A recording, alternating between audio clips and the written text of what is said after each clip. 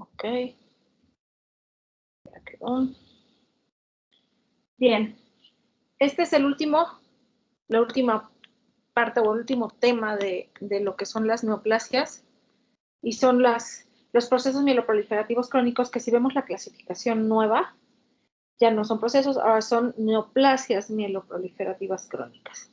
Y abarcan un gran número de enfermedades. Solamente vamos a hablar de las 4 que estuvieron siempre en la clasificación, en la primera, en la clásica, vamos a decir, y los otros pues no los vamos a tocar porque nunca acabamos, ¿no? Entonces, para empezar, decimos mieloproliferativos. ¿Cuál creen ustedes que sean la célula que se enferma aquí? ¿A qué nivel de la hematopoiesis creen que sea?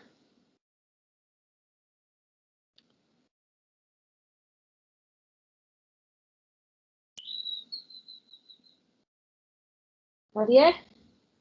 A nivel de ¿Hay la alguien? gem. A nivel de la gem. Exactamente. Esta es a nivel de la gem. Vamos a tener pueden ser una o varias alteraciones citogenéticas que nos van a dar origen a las distintas enfermedades, ¿no? Entonces aquí dice, padecimientos tumorales del sistema hematopoyético mieloide caracterizado por proliferación exagerada de cualquiera de las 4 líneas, ¿no? Eritrocítica, granulocítica, trombocítica, y aquí metemos a los fibroblastos. Ahorita vamos a ver por qué. Puede ser de forma aislada o combinada. Entonces, esta es otra de las enfermedades que va a ser de origen clonal o de naturaleza clonal. Quiere decir que una célula madre muta y empieza a proliferar, ¿no? Y todas las hijas de esa célula madre van a ser neoplásicas, ¿no?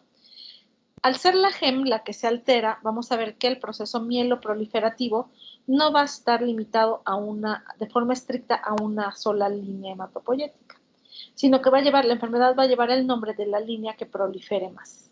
Y ahorita vamos a ver, por ejemplo, que en la leucemia mieloide crónica o granulocítica crónica va a haber trombocitosis, o en la polivera puede haber también leucocitosis y trombocitosis, ¿no? Y así vamos a ir viendo. Esta es la clasificación, vamos a llamarle clásica. La leucemia granulocítica crónica, que actualmente ya le decimos más mieloide crónica. Sí, acuérdense, granulocítica crónica y mieloide lo mismo, ¿no? Son sinónimos. La policitemia vera, que ya hemos hablado un poquito de ella cuando vimos la eritrocitosis. La trombocitosis esencial primaria, o trombocitemia esencial primaria también se le llama. Y bueno, la metaplasia mieloide agnogénica o mielofibrosis primaria. Entonces estas son las 4. Otros, no vamos a meternos mucho en estos. Alguien tiene su micrófono abierto y se escucha un poco de ruido. Cierren todos sus micrófonos, porfis. Entonces tenemos otras neoplasias mieloproliferativas crónicas, la leucemia neutrofílica crónica, la eosinofílica o síndrome hipereosinofílico, que tiene ahí sus diferencias, y bueno, la mieloproliferativa no clasificable. Entonces vamos a ver que dentro de la fisiopatología vamos a ver que se alteran las vías de señalización de distintos factores de crecimiento. Va a estar el factor de crecimiento tipo insulina 1, el factor de crecimiento derivado de las plaquetas, es muy importante sobre todo para la metaplasia mieloide. Todos estos factores van a verse alterados debido a que los receptores en las células están también alterados, ¿no? El receptor para la eritropoyetina, para la trombopoyetina, al activarse estos oncogenes, van a hacer que las señales celulares, generalmente intracelulares, perdón. Salud, doctora. Gracias. Se ramifiquen y esto nos va a dar efectos nucleares, ¿no? Ahorita vamos a ir viendo las diferentes alteraciones citogenéticas más características.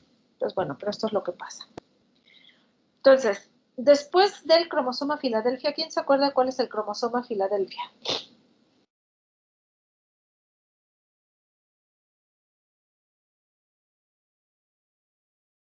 ¿Quién se acuerda?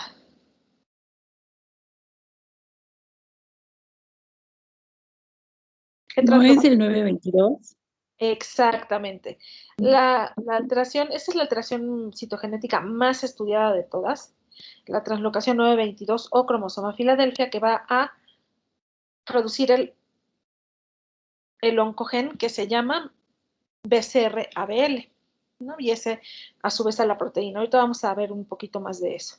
El siguiente, mejor estudiado, es el JAK2.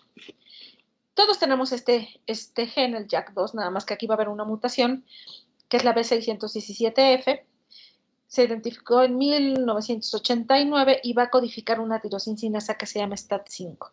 Este STAT5 va a hacer que la señalización de varios receptores para factores de crecimiento como la interleucina 3, la eritropoyetina, la trombopoyetina, se altere, aumentando la actividad ya normal o no sé, normal del JAK2.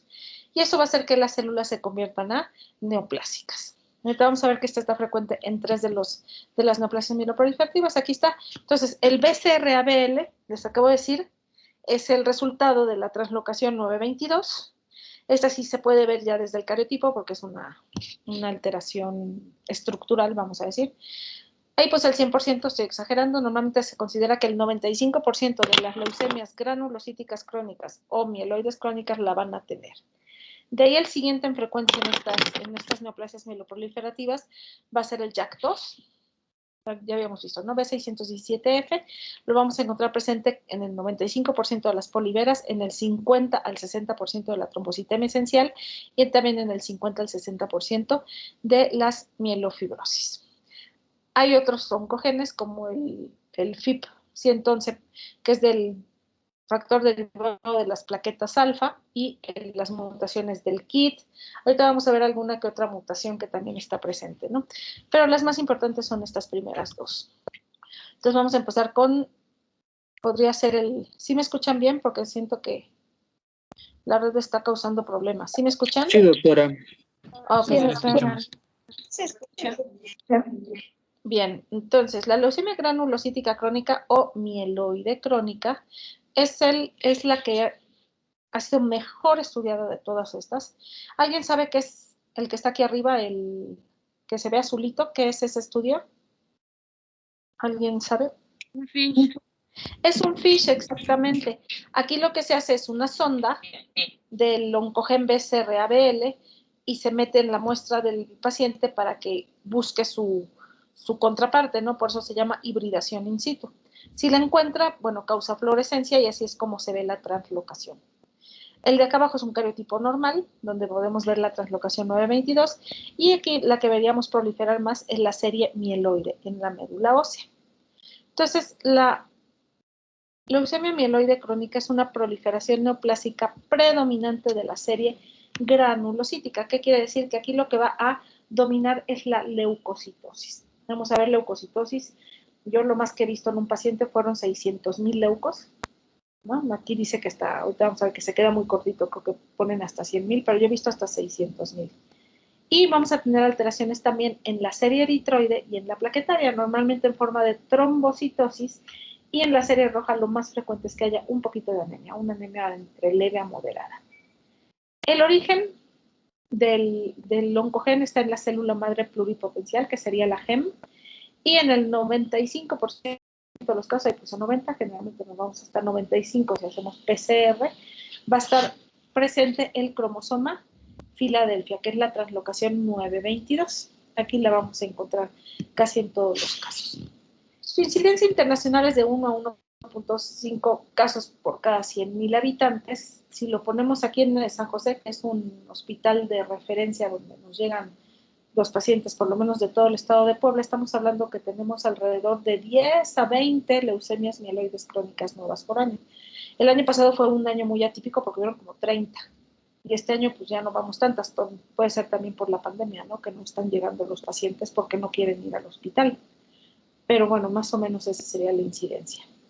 Va a predominar, como todas las enfermedades que hemos visto ahorita, entre los 40 y los 60 años, es decir, no sé, es raro que se vean pacientes jóvenes, aunque el 3% de todas las leucemias en general de los niños van a ser mieloides crónicas. Normalmente esta se le llama atípica del niño y les va re mal, muy, muy mal. Nuevamente va a ser más frecuente en los hombres que en las mujeres, con una relación de 3 a 1. Aquí en México se ha visto y en Latinoamérica que en realidad la población de el grupo de edad que se ve afectado se ven más jóvenes, alrededor de los 30, 40 años, a diferencia de a nivel internacional que se ven mucho más viejos, ¿no? Entonces aquí se comporta un poquito especial la enfermedad. Su clasificación van a ser 3 grupos, la LMC típica, que es cuando está el cromosoma Filadelfia presente, la atípica cuando está ausente, que es más o menos en el 5% de los casos, y la variedad juvenil, que es la que también le llaman atípica del niño. Y pues como su nombre lo dice, es cuando la leucemia mieloide crónica se encuentra en los niños. Aquí, bueno, vamos a ver una proliferación de todas las células hematopoyéticas. Sí se va a ver sobre todo una hiperplasia granulocítica y cierto grado de fibrosis, pero al hacer el aspirado de médula ósea en realidad es inespecífico. Entonces, ¿cómo hacemos el diagnóstico de certeza? Bueno, por medio del cariotipo o la citogenética, cariotipo, FISH o PCR. Antes se hacía la fosfatasa alcalina leucocitaria, al ser estos leucocitos neoplásicos normalmente se encontraba disminuida. Es otra prueba que ha caído en desuso, ¿no? Ya no se usa. Entonces aquí es forzoso hacer aspirado, hacer biopsia de hueso para valorar la fibrosis y obviamente la citogenética. Sin citogenética no podemos establecer el diagnóstico de certeza. ¿Qué es esto que estamos viendo? Cariotipo. Cariotipo. Es un cariotipo. ¿Es niña o niño? Es niño. Es un niño. Niño. Es niño. Exactamente, es hombre macho masculino, ¿no? Ahí tiene su cromosoma Y. Este sería un cariotipo normal, se los pongo para que no se nos olvide. Normalmente para considerar un cariotipo de buena calidad tiene que tener por lo menos entre 20 y 25 metafases valoradas, es decir, 20 a 25 células que se puedan ver los cromosomas. Lo que caracteriza la leucemia granulocítica crónica es la aparición del gen quimérico BCR-ABL, que como ya habíamos mencionado, surge de la translocación 922. Aquí se puede ver muy bien cómo el cromosoma 22 se ve más corto y el 9 se ve más largo, porque se dio el cambio, ¿no? Si hacemos puro cariotipo, lo vamos a ver en 90% de los casos, otro 5% cuando hacemos reacción en cadena de polimerasa y solo un 5% van a ser las atípicas, donde está negativo el cromosoma Filadelfia, ¿no? Entonces aquí tenemos que el gen BCR se encuentra en el cromosoma 22, el ABL en el 9, y cuando se hace la translocación, el oncogen que se forma en el cromosoma 9. Sí, en el primero, aquí está. Combinan los colores. Es una translocación equilibrada, entonces va a tener también el 22 un pedacito del 9. Aquí se ve, ¿no? También en el verde. Una vez que se forma el oncogen BCR-ABL, que es en el brazo largo del cromosoma 22, ahí es donde se hace la fusión, se convierte en ADN, luego en ARN y va a producir una proteína que en la granulocítica crónica la característica es la proteína 210.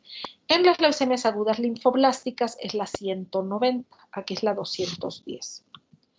Sí, entonces, al formarse esta proteína quimérica, que finalmente tiene una actividad de tirosinquinasa, va a aumentar o a modificar los caminos de señalización celular normal, aumentando la proliferación, inhibiendo la apoptosis y produciendo defectos de adhesión en la médula. Al haber defectos de adhesión, ¿qué va a pasar? Que las células antes de llegar a la madurez van a salir, ¿no? Entonces, vamos a encontrar lo que ya les había mencionado, que es el patrón leucoeritroblástico en la sangre. Vamos a ver eritroblastos, mielos, metamielos circulando en la sangre, lo cual no es normal, ¿no? Normalmente, ¿cuál es la célula más joven que vemos de la serie mieloide en la sangre periférica de forma normal? ¿Quién sabe?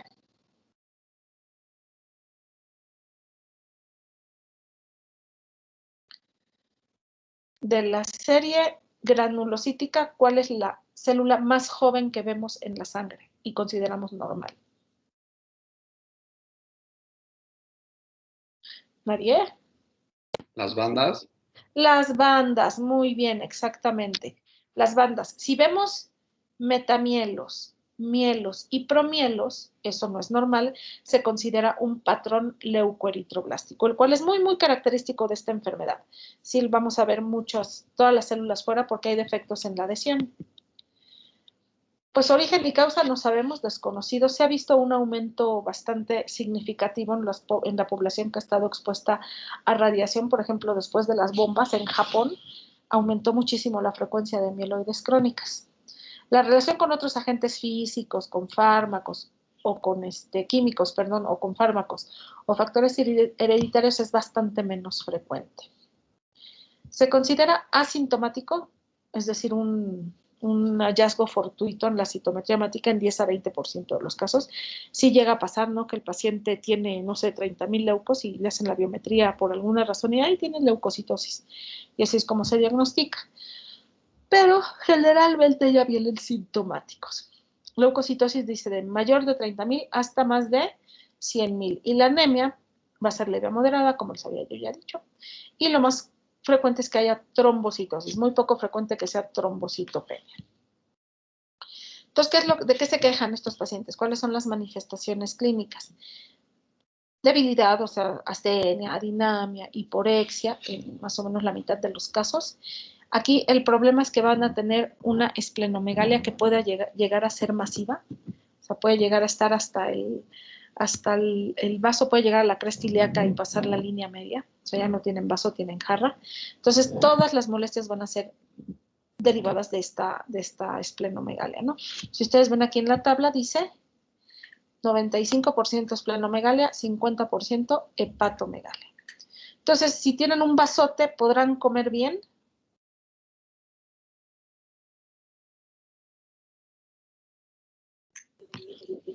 Pues No. no, probablemente No, ¿verdad? también tendrán como molestia, ¿no? Como siempre se han de sentir como distendidos. Exactamente, se sienten llenos, comen 3 cucharadas, se sienten llenos, tienen plenitud abdominal, como dejan de comer tienen pérdida de peso. Entonces, lo que más domina el cuadro clínico, si es que se queja de algo el paciente, es eso, las molestias abdominales. Rara vez sangran y rara vez tienen adenomegalias. Entonces, lo que domina el cuadro clínico es la hepatoesplenomegalia. En la citometría hemática voy a encontrar leucocitosis que no me explico, no me la explico, ¿no? Vamos a decir, ¿qué podría explicarme leucocitosis? Que un paciente una persona tenga leucocitosis. ¿Alguna Una infección? infección, ¿no? Sí, sobre todo bacteriana, hablando de neutrofilia. Pero si tiene 150,000 leucos, pues ya no, ¿verdad? Como que mete ruido. Y bueno, si hay un patrón leucoeritroblástico, apoya el diagnóstico, ya les había dicho, son eritroblastos y leucocitos inmaduros en la sangre. Mielos, metamielos, promielos y eritroblastos. Y bueno, trombocitosis es lo más frecuente. Aquí estoy obligado a hacer citogenética, ya sea cariotipo, FISH o PCR. Antes de la venida de la terapia blanco en esta enfermedad, que es el imatinib, la evolución natural eran 3 a 4 años. Y se clasifican, bueno, la evolución es en 3 fases. Fase crónica, fase acelerada o fase o crisis blástica. En la fase crónica responden muy rápidamente al tratamiento, les das el que sea, aunque no sea blanco, baja la leucocitosis, se quita la esplenomegalia, responden muy bien y muy rápido. En la fase acelerada, la enfermedad es más agresiva y cuesta trabajo no meterlos a la fase crónica. Ya la crisis blástica es cuando hay igual o más de 20% de blastos. Se le llama precisamente crisis blástica porque ¿en qué se convirtió? ¿En una leucemia qué? Si ya tiene 20% de blastos.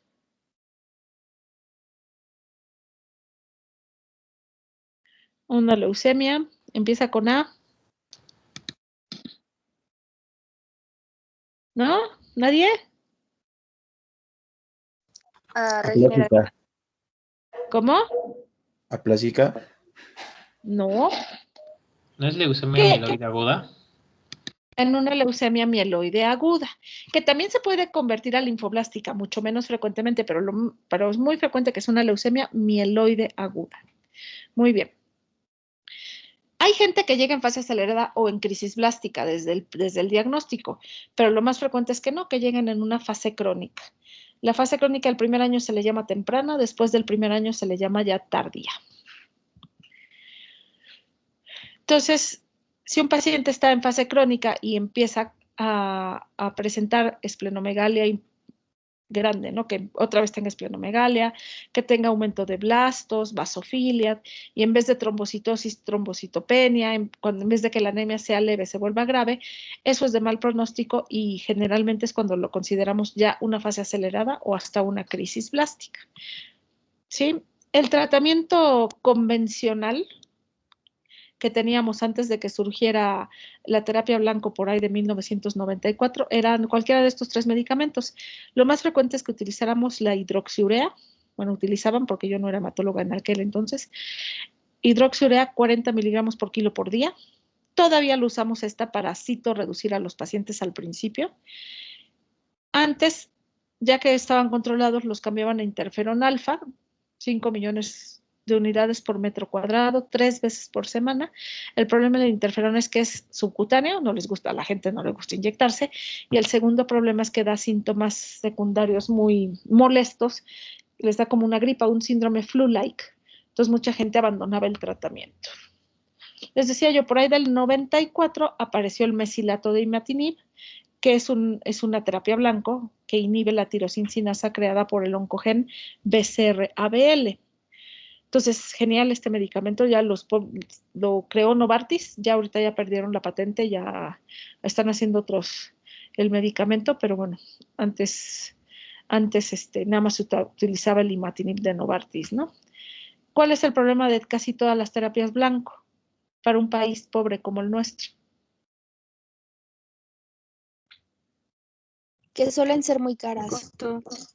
Es el costo, exactamente, suelen ser muy caras, exacto. En la calle actualmente, si tú quieres comprar el imatinib, estamos hablando de alrededor de 30, 40 mil pesos mensuales. El IMSS lo da, nada más tenemos que llenar una serie de requisitos bastante molestos, no hay que mandarlo a México y que nos los autoricen y todo eso. Antes se utilizaba la dosis hasta 800, actualmente ya llegamos hasta 600 miligramos al día máximo. RHC es remisión hematológica completa, quiere decir que la biometría hemática está prácticamente normal en casi el 100% de los casos, y respuesta citogenética quiere decir que desaparece el cromosoma Filadelfia, o sea, haces cariotipo, haces FISH y ya no encuentras el Filadelfia en el 40 al 50%. Y actualmente se habla de respuesta molecular, es cuando utilizamos para el seguimiento la reacción en cadena de polimerasa, la PCR. Sí, en los pacientes resistentes a imatinib se puede utilizar dasatinib y nilotinib, que son los de segunda generación. El problema es que cuestan el doble, ¿no? El otro día me dijo un señor que no había nilotinib en la farmacia, que si mejor lo compraba, y me quedé viendo así como, bueno, si tiene 80, ¿no? Entonces, eso es lo que cuesta el nilotinib y el dasatinib. Los criterios de remisión clínica o remisión hematológica la llamamos, ya no hay síntomas, ya no hay hepatomegalia, ya no hay esplenomegalia. Les digo, la biometría hemática prácticamente normal, hemoglobina superior a 10, leucocitos menores de 15 y ya no debe de haber trombocitosis. Y eso se considera ya una respuesta hematológica completa. Doctora, Mande. ahí en el recuento leucocitario usted le puso 4 ceros. Solo lleva 3 ceros, ¿verdad? Sí, no me había dado Ok. cuenta. Sí, oye, mira qué observadora tiene, no, nunca me había fijado. Sí, obviamente son 15,000, se me pasó un cero. Gracias. Gracias, doctora. Entonces, antes, estamos hablando por ahí del año 2000, el tratamiento de primera elección era el trasplante, le buscaban donador al paciente, si tenía donador entraba a trasplante. Actualmente eso ya no se usa, ya las guías nuevas inician en todos los casos con imatinib, nilo o dasa, y si fallan a cualquiera de los 3, porque llega a haber falla, entonces y tiene donador compatible, se trasplanta. Sigue siendo la única opción curativa, eso sigue siendo cierto. Normalmente lo utilizamos en pacientes menores de 55 años, lo cual nos limita mucho. Y en el no mieloablativo, si recuerdan, el mieloablativo es el que destruye la médula, el no mieloablativo es el que causa inmunosupresión. Se utiliza mucho en esta enfermedad. En pacientes mayores de 60 años, el tratamiento no es tan agresivo, disminuye la morbimortalidad y disminuye los costos. ¿No? Entonces, bueno, ahora La indicación de trasplante en este tipo de enfermedad ya no es primera línea, es segunda línea, ¿no? Si es que fallaron a los inhibidores de tirosincinasa, que es el imatinib, el nilo y el dasa. Hay mutaciones que los hacen resistente a los tres. Entonces, en esos pacientes, pues sí son candidatos a trasplante. Las variantes atípicas, lo que es la que es Filadelfia negativo, en esa no se utiliza el imatinib, no le sirve. O bien los pacientes de la variedad juvenil, aunque utilices imatinib, les va mal. Es una enfermedad muy agresiva, con características clínicas atípicas. No hacen infiltración a la piel, hacen unos tumores en la piel que se llaman sarcomas granulocíticos o cloromas. Tienen una hepatoesplenomegalia muy grande, muy importante, ¿sí? Y tienen una pobre respuesta a los tratamientos. Les va mal a los niños. Solo con quimioterapia, les decíamos, la evolución natural de la enfermedad era 3 a 4 años, se convertía en acelerada y finalmente ablástica. En los pacientes con imatinib tenemos pacientes que llevan desde 1994 tomando imatinib, ¿no? Imagínense lo que se ha gastado en ellos. Pero están ahí en fase, hay quien responde muy bien y están en fase crónica. Actualmente ya se están haciendo estudios de suspensión electiva. Estamos viendo en qué momento podemos quitarles el imatinib, cuánto les dura la remisión sin el imatinib, ¿no? Entonces, bueno, eso es lo que se está estudiando en este momento. Y bueno, lo único que cura la enfermedad, entre comillas, es el trasplante. ¿Dudas de la leucemia mieloide crónica? Yo, doctora, además de del padecimiento hematológico, ¿no presentan alguna otra situación clínica, o sea, físicamente, por la mutación genética? No, acuérdate que la mutación es en la médula ósea, no es en las células somáticas. O sea, esa mutación surge en el tejido hematopoyético. No es hereditario, es decir, si un paciente con mieloide crónica tiene un hijo, a no ser que las alteraciones sean por el imatinib, o sea, que no esté tomando imatinib, su hijo va a ser normal. Sus espermatozoides no tienen la translocación, solamente sus células en la médula. ¿Sí me explico? Ah, sí, doctora, gracias. De nada. ¿Alguien más? ¿Alguna pregunta? Doctora, usted Hey. dijo que pues la única opción curativa es el trasplante, pero en la diapositiva de tratamiento nos manejaba dos, el trasplante halogénico de células tallo periféricas, que decía opción curativa, y el trasplante no mieloablativo, que usted dijo que causaba inmunosupresión. Este último, el no mieloablativo, solamente va a ser como, o sea, en este caso ese no los va a curar, Sí, no, solamente es también los como cura. No, Perdón, doctora. cualquiera de los dos los cura. A lo que se refiere es al acondicionamiento.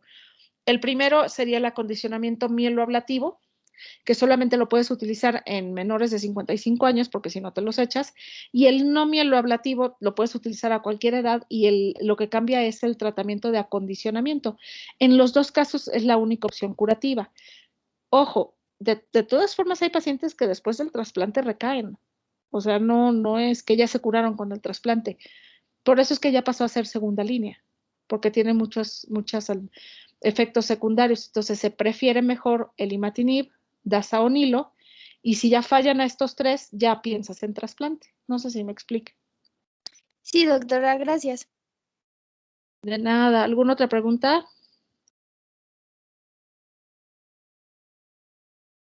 No, bueno, vamos a pasar a la policitemia vera. La policitemia vera ya hablamos de ella un poquito, es la eritrocitosis. ¿Sería primaria o secundaria? Bueno, primero, ¿sería absoluta o relativa?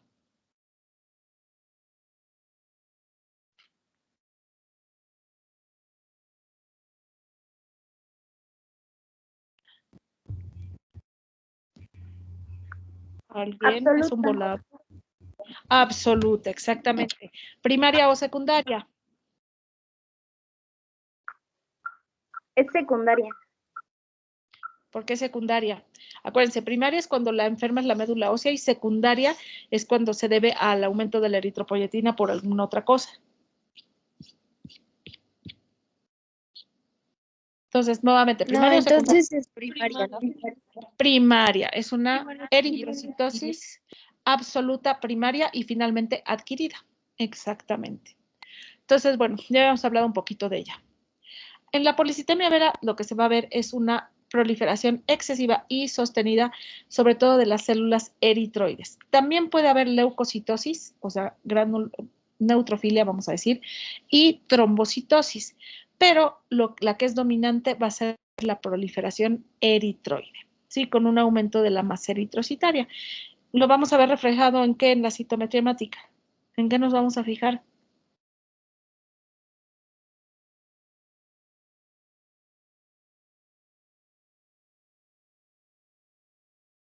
Para la eritrocitosis, ¿en qué me fijo en la citometría hemática?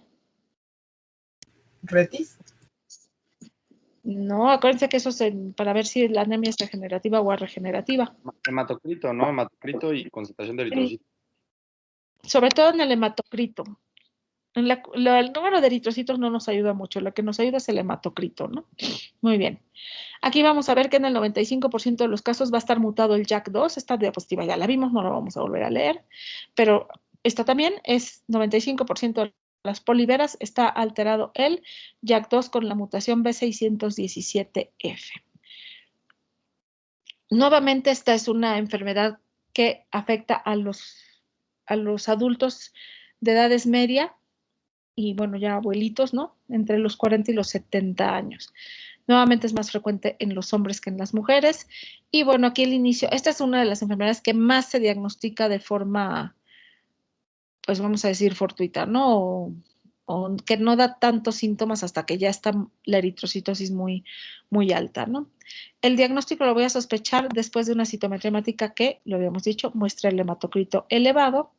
Y la sintomatología va a estar relacionada sobre todo a la sobrecarga del sistema circulatorio, va a haber alteraciones circulatorias, ¿no? Entonces, si tengo muchos eritrocitos, va a aumentar el espacio vascular, va a aumentar el volumen sanguíneo y también va a aumentar la viscosidad sanguínea y es lo que me va a dar los síntomas, ¿no?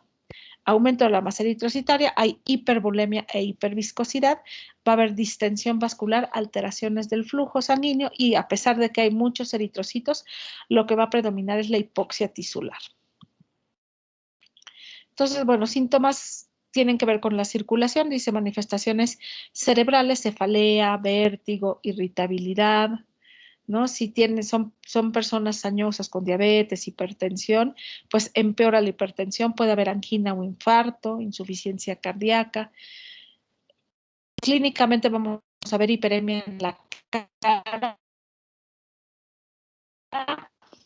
ojo con ladrillo, de cuenta que se ven como cianóticos, pero muy rojo, no se ve así como morado. Debilidad, cansancio, puede ser un hallazgo fortuito, pero es raro. Si el cerebro está mal irrigado, bueno, imagínense el sistema gastrointestinal, va a haber plenitud, meteorismo, problemas gastrointestinales, estreñimiento, úlcera péptica, complicaciones trombóticas, CVC, infarto, ya lo habíamos mencionado, trombosis venosa profunda. Puede suceder lo contrario, que por la cantidad de eritrocitos esté mal la coagulación, puede haber epistaxis y gingivorrea. La esplenomegalia en la polivera va a ser moderada, ¿no? Y enfermedad vascular periférica. Puede haber prurito, sobre todo cuando hay eosinofilia. Muy frecuentemente va a haber gota. ¿Qué significa gota? Doctora, no sé si le pasa a los demás compañeros, pero creo que a mí se escucha como un poco trabado ahorita que nos habló. Sí, Estoy bien. Sí, Sí, yo también lo igual. escuché. también me pasa. A ver, avísenme, porque si no me sigo hablando, no me doy cuenta. Sí. No se escucha bien, Apenas doctora. empezó a escuchar así, doctor. No, no se escucha. Bueno. ¿Ya se escucha mejor? No, se doctora. escucha entrecortado. A ver, déjenme, yo creo que me voy a tener que bajar. Aguántenme tantito. Sí, doctora.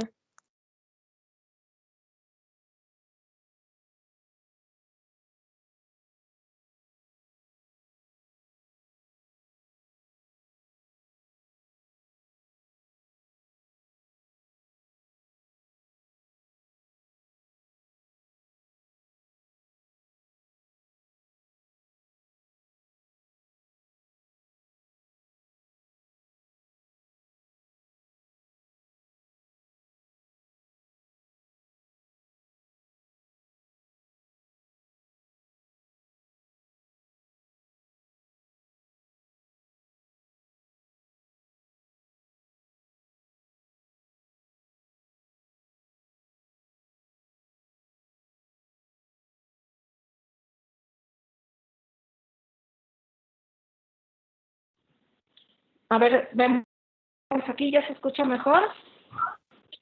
Un poquito mejor. Ok. Si se escucha mal, me vuelven a decir. Entonces les decía yo que Solo se qué escucha un significa poquito gota. lejos, doctora. ¿Ya se escucha más cerca? Sí.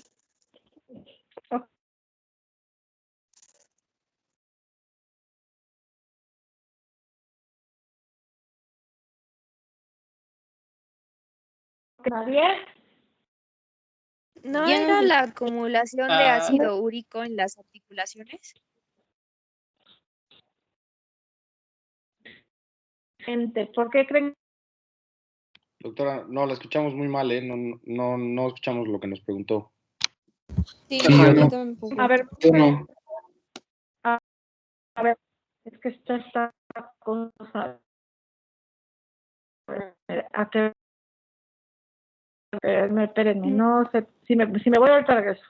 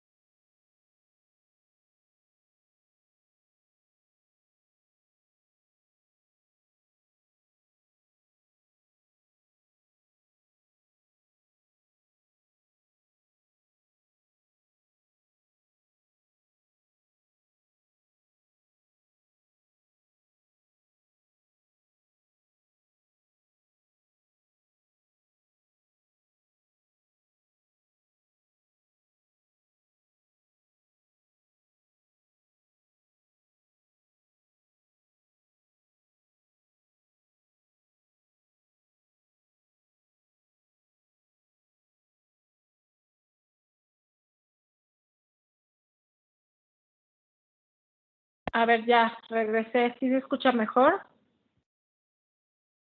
Sí, Un poco doctora. mejor, doctora. Ok, Sí, esperemos que siga. Entonces, estábamos hablando de la gota, ¿no? En lo que sucede con la gota es, sobre todo hablando de la cantidad de eritrocitos que se están produciendo. A ver, cierren su micrófono todos. Gracias. Entonces, hay muchos eritrocitos.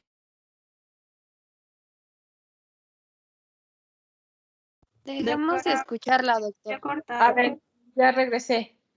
Ay, qué horror. ¿Sí ahora me oyen bien?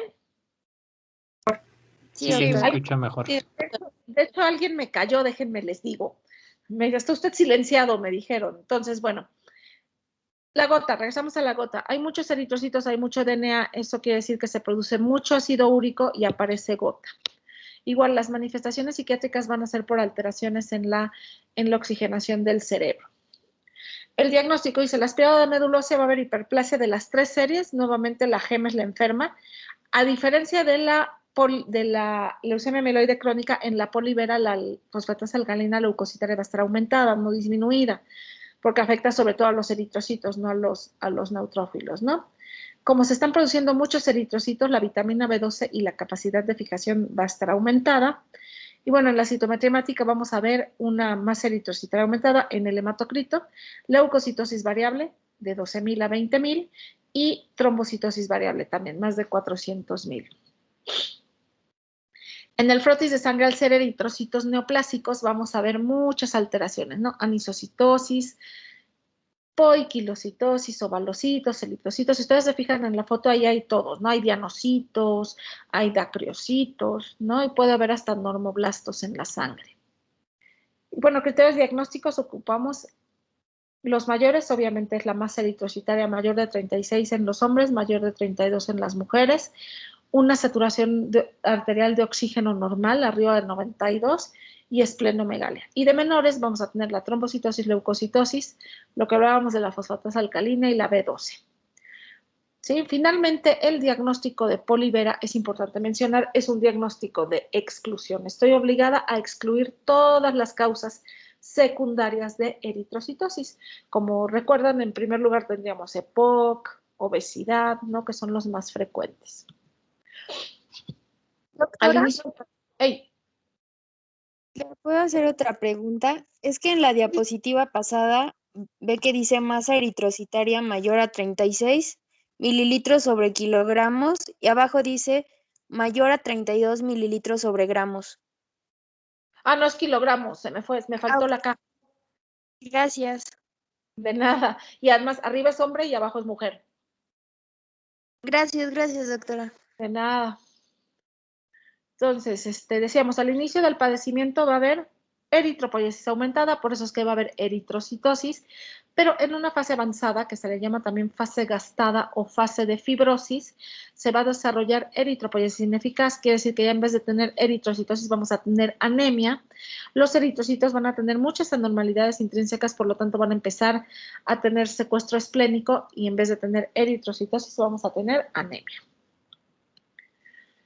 Tratamiento, bueno, el objetivo va a ser disminuir la masa eritrocitaria. Inicialmente lo que se hacían eran puras flebotomías cada tercer día hasta tener un hematocrito normal. Sin embargo, se veía un aumento en el riesgo de trombosis por la disminución del intercambio, ¿no? O sea, sacábamos mucha sangre y esto producía trombocitosis muy extremas. En otro tiempo también se llegó a utilizar sobre todo fósforo radioactivo para que entrara a la médula y disminuyera la eritropoiesis por daño de radiación. Ya no se usa actualmente, lo que se sigue utilizando nuevamente es la hidroxiurea o el interferón alfa o peginterferón también, el interferón pegilado también se puede utilizar, que es el tratamiento actual más frecuente. ¿Dudas de la polivera? Yo, doctora, Ajá. ¿es común también que estos pacientes se vean rojos? Sí, se ven, se les dice rojo ladrillo, o sea, se ven, pues tienen muchos eritrocitos, se ven muy rojos, como si estuvieran cianóticos, pero no con el morado de la cianosis, sino más bien rojos. Ok, gracias. Es que en la empresa me tocó ver uno así y me dice el doctor, mira, ese es un caso excepcional que es por el sistema Vera, pero que muy rara vez se ven rojos, por eso le pregunto. No, sí, más bien es lo común, que se ven muy rojos, sobre todo si el hematocrito está muy por encima del 60%, tienen problemas respiratorios, se sientan y se quedan dormidos, están muy mal oxigenados por la cantidad de eritrocitos tan excesiva. Okay. Gracias, doctora. De nada. Bueno, Doctora, vamos. Hey. Doctora, dijo que el tratamiento, o sea, como más frecuente iba a ser quimioterapia en esta, ¿verdad? Sí, se le da igual. Vamos a ver ahorita que todas llevan hidrea en algún momento, o sea, la hidroxiurea o hidroxicarbamida, que es quimioterapia. Tomada. Okay. Gracias, doctora. De nada. Espérenme un segundo. Aguánteme un segundo.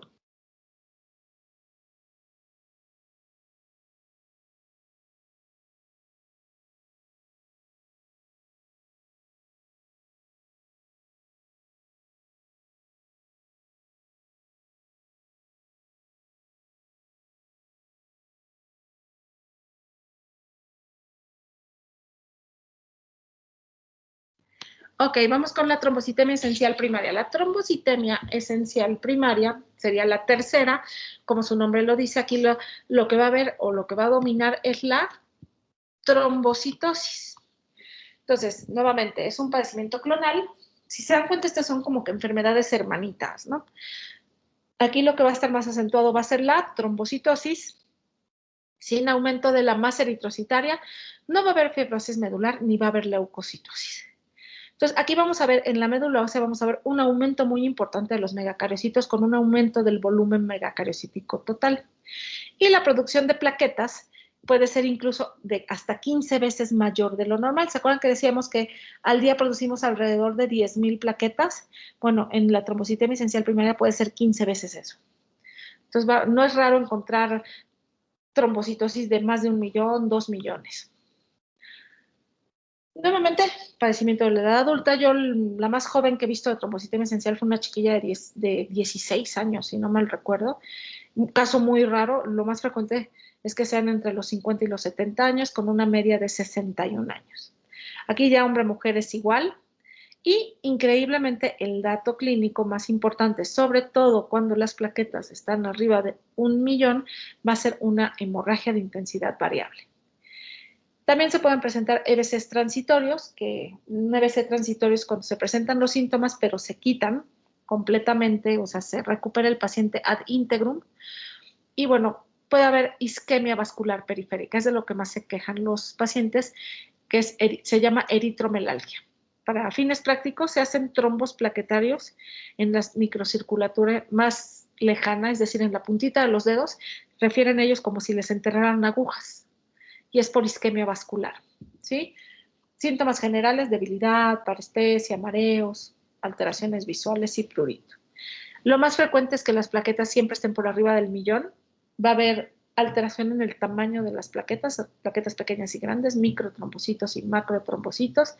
Nuevamente hay leucocitosis, generalmente mayor a 30.000. No hay que olvidar que la enferma es la GEM. No, aquí el diagnóstico diferencial entre las neoplasias, el principal es con la mieloide crónica. ¿Qué buscarían para ver si es mieloide crónica o no? ¿Qué alteración citogenética?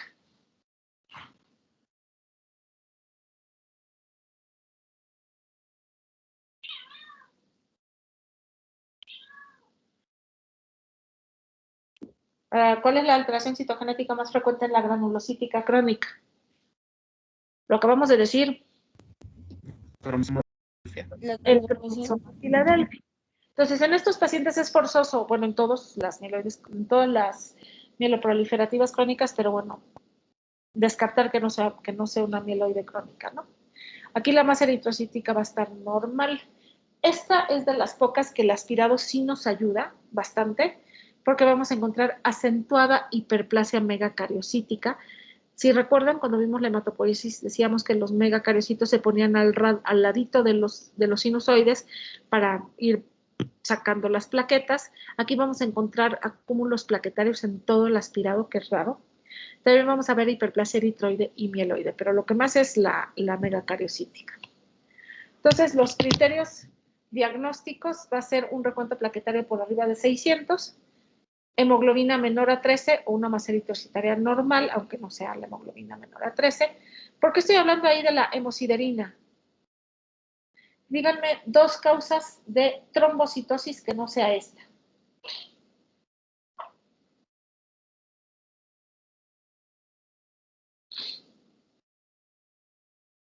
Díganme 2 causas de trombocitosis reactiva, que viene hasta abajo. No debe existir trombocitosis reactiva. ¿Quién dice yo? Parece una sesión espiritista. ¿Hay alguien ahí? ¿Sí me escuchan? Anemia por deficiencia de hierro, anemia férrica. Anemia por deficiencia de hierro, exactamente. Una de las causas más frecuentes de trombocitosis es la anemia. O post-esplenectomía. Esa es otra, muy bien. Infecciones, inflamación, acuérdense. Entonces tenemos que descartar todas las causas de trombocitosis antes de pensar en esta. No tiene que haber Filadelfia, ya habíamos dicho. Y la fibrosis en la médula, la fibrosis de la colágena de la médula, tiene que estar ausente, o si existe, tiene que ser menor a 1/3 de la área de la biopsia. ¿Sí? No debe existir. Estos pacientes generalmente no tienen esplenomegalia ni patrón leucoeritroblástico. Pues bueno, ahí está. El tratamiento, lo primero que voy a hacer es clasificar por riesgo de trombosis, ¿sí? Los de riesgo alto, que son esos tres factores que se necesitan, pacientes que ya hayan tenido algún fenómeno trombótico, trombosis venosa profunda, algún EBC, alguna trombosis, edad mayor de 60 años y una cuenta plaquetaria mayor a 1.000.000. Los de riesgo bajo, pues es ninguna de las anteriores, está fácil. A los de riesgo alto les voy a dar quimioterapia, tratamiento mielosupresor. El anagrelide es bueno, inhibe la adhesividad y la agregación, además de la producción, pero es muy caro. Mucho más barato es la hidroxiurea nuevamente, o hidroxicarbamida, es lo que más se utiliza, interferón. A los de riesgo bajo solamente les voy a dar antiagregantes plaquetarios como el clopidogrel o la aspirina. En realidad es la más fácil de tratar, ¿no? Puedes empezar con la hidrea, puedes empezar 2 pastillas cada 8 horas, hasta dejarlo a 1 pastilla a la semana o hasta suspenderlo por periodos, el tratamiento mielosupresor. Entonces, esta es una de las más nobles, vamos a llamar. Dudas de la trombocitemia esencial, ya vamos por la última.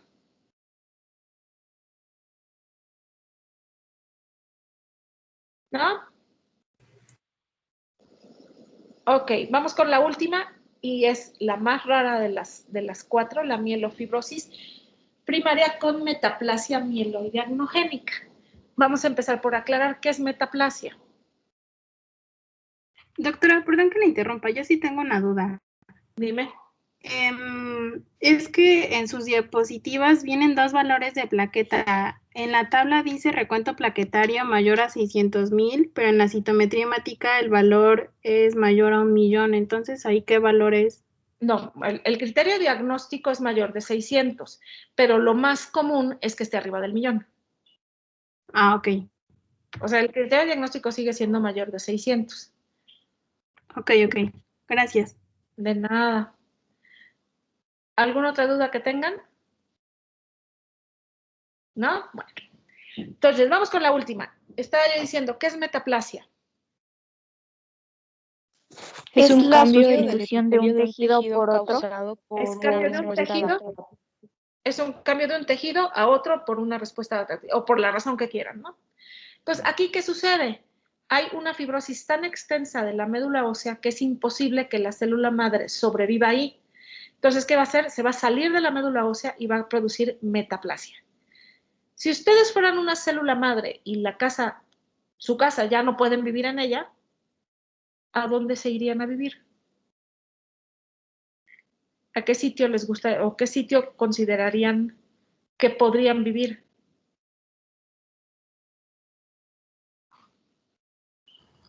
Yo estoy pensando en el hígado. Uno es el hígado, muy bien. ¿Por qué el hígado? ¿Por qué piensas que en el hígado? Sí, es correcto, pero ¿por qué se te ocurre que ahí?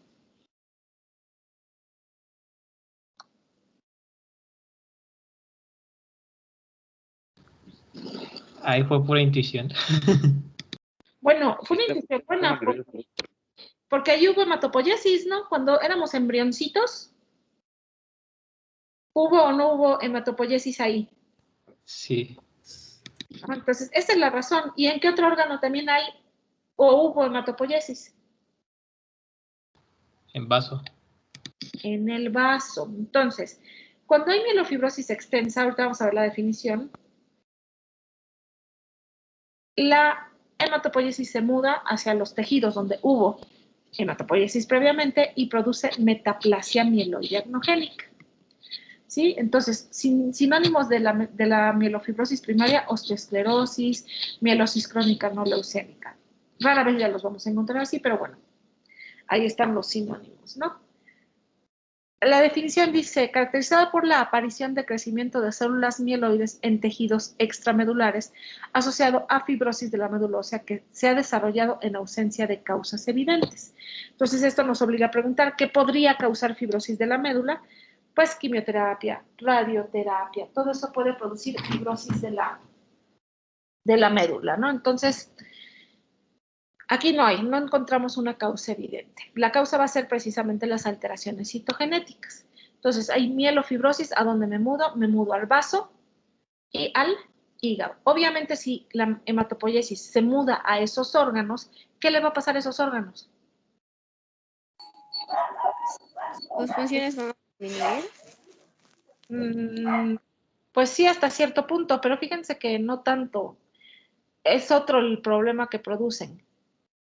¿Pueden aumentar de tamaño? Exactamente, van a aumentar de tamaño de forma bastante importante, ¿no? Entonces eso causa una serie de problemas, ¿no? Cuando hay una sobre todo esplenomegalia masiva. Causa desconocida, se ha asociado a anormalidades, además del JAK2, a mutaciones del gen NRAS. Aquí lo que sucede va a haber una fibrosis de la médula ósea de forma reactiva debido a la proliferación clonal de precursores granulocíticos y trombocíticos que producen factores de crecimiento como el factor de crecimiento derivado de las plaquetas. El factor de crecimiento derivado de las plaquetas activa los fibroblastos fibrosan la médula. ¿Sí? Si yo busco la alteración citogenética, la voy a ver en todas las células de la médula ósea. Dice su incidencia 0.2 a 2 pacientes por 100,000 habitantes. En el hospital en total tenemos como 7 pacientes con mielofibrosis. Es bastante rara. Sí, es más frecuente en sujetos de raza blanca que en población negra, japonesa o mexicana. Yuhu, no nos da tanto a los mexicanos. Es una enfermedad bastante fea. Relación hombre-mujer igual en la niñez. Si afecta a los niños, bueno, va a ser más frecuente en las mujeres. Bueno, en las niñas. La media de edad al diagnóstico es 60 años. Hay 25% de los casos pueden ser asintomáticos, es más, se le llama fase prefibrótica. Nos cuesta un poquito de trabajo reconocerlas, generalmente son pacientes que traen leucocitosis, que traen un poquito de fibrosis, pero lo que más se ve es alteraciones de los megacariocitos. Aquí los malos son los megas, ¿no? Que producen el factor de crecimiento. La mayor parte de las veces ya cuando llegan con nosotros ya traen una masa abdominal, que no es otra cosa más que la esplenomegalia. Va a haber sintomatología inespecífica debido a la esplenomegalia, fatiga, debilidad, disnea, ¿sí? Les llega el vaso a la cresta ilíaca, pasa la línea media, parecen embarazadas de 10 meses, ¿no? Hacen un abdomen muy prominente, eso le causa anorexia, diaforesis nocturna, obviamente dolor abdominal, sobre todo en cuadrante superior izquierdo, plenitud postprandial y hemorragia, ¿no? Sobre todo si tienen trombocitopenia. Ahorita vamos a ver las alteraciones en la citometría. Y puede haber dolor óseo intenso por la fibrosis. La esplenomegalia dice leve en un tercio, moderado en otro tercio y masiva en el último tercio. Decíamos, llegando a la espina ilíaca anterior y el borde derecho cruza la línea media. La consistencia es firme y también puede haber hepatomegalia hasta en el 60% de los casos. Aquí sí podemos ver todo el rango de alteraciones en la citometría hemática, es decir, bueno, en cuanto a la serie roja, lo más frecuente es que sea una anemia leve a moderada, ¿sí? Normocítica, normocrómica. Los leucos pueden ir desde aumentados a expensas de neutrófilos, a neutrofilia, casi siempre menor a 50,000, pero las plaquetas pueden ir de trombocitosis al inicio del padecimiento hasta trombocitopenia conforme avanza la enfermedad. No es raro que estos pacientes hagan trastornos inmunológicos como la púrpura trombocitopénica inmune o la anemia hemolítica autoinmune. En el frotis de sangre periférica va a ser muy característico los dacreocitos, anda la sangre llorando porque se fibrosó su casa, ¿no? Va a haber normoblastos, esquistocitos, llanocitos, vasofilia difusa, nuevamente el patrón leucoeritroblástico del que ya hemos hablado, y como ni el vaso ni el hígado tienen lo que tiene la médula ósea, que son los factores de adhesión, o las familias de adhesión, va a haber megacariocitos circulantes o fragmentos de estos. Por la esplenomegalia aumenta el volumen plasmático. Entre más esplenomegalia haya, más acortada va a estar la vida del eritrocito con aumento de bilirrubina indirecta. Y aquí el aspirado de médula ósea va a ser completamente seco. Siempre vamos a hacer una biopsia de hueso con tinciones de plata para ver la fibrosis. Y la fibrosis se clasifica en 3. La leve, que es cuando la vemos, o sea, tenemos que bajarnos hasta 100 para ver la fibrosis. La moderada, cuando la vemos desde 40. Y la grave, cuando la vemos desde 10. ¿Sí? Criterios diagnósticos, bueno, esplenomegalia, un patrón leucoeritroblástico, presencia acentuada de poiquilocitosis y dacreocitos y la fibrosis en la biopsia de hueso. Aquí el tratamiento es complicado. Puede ser un tratamiento de apoyo, ¿no? Si tiene una esplenomegalia masiva, dolorosa, con infartos repetitivos, trombocitopenia refractaria, anemia hemolítica autoinmune refractaria o datos de hipertensión portal, podemos hacer esplenectomía. Generalmente no lo hacemos porque es donde están haciendo su hematopoiesis, ¿no? Entonces evitamos la esplenectomía a menos que no sea posible. Si hay mucha trombocitosis, puedo dar hidrea o anagrelide. La hidrea mejora la leucocitosis y la trombocitosis, pero empeora la anemia, entonces le agrego eritropoyetina, androgénicos, y bueno, en algunos casos con donador, paciente joven y todo, podemos intentar el trasplante. Sin embargo, es muy difícil que inferte. El tratamiento actual, sobre todo para los pacientes que tienen presente la mutación del JAK2, que si recuerdan está en el 40 al 60% de los casos, ya hay terapia blanco, que es el ruxolitinib, el nombre comercial Jakavi, más fácil. El problema es que cuesta alrededor de 100,000 pesos el mes, ¿no? Entonces no hay mucho acceso en el país. Es más, nosotros en el IMSS todavía no lo tenemos. Pues es una enfermedad rara, ¿no? Entonces, les va bastante bien, mejoran muchísimo con el Jakavi, pero no está tan fácil encontrarlo. Y esta es la última. ¿Dudas o preguntas de esto? ¿Nos puede repetir, por favor, el nombre de la terapia blanco, por favor, doctora? Es ruxolitinib. R-U-X-O, litinib. Ruxolitinib. O Jakavi. O sea, J-A-K-A-V-I. Jakavi. Gracias, doctora. De nada. ¿Alguna otra pregunta que tengan?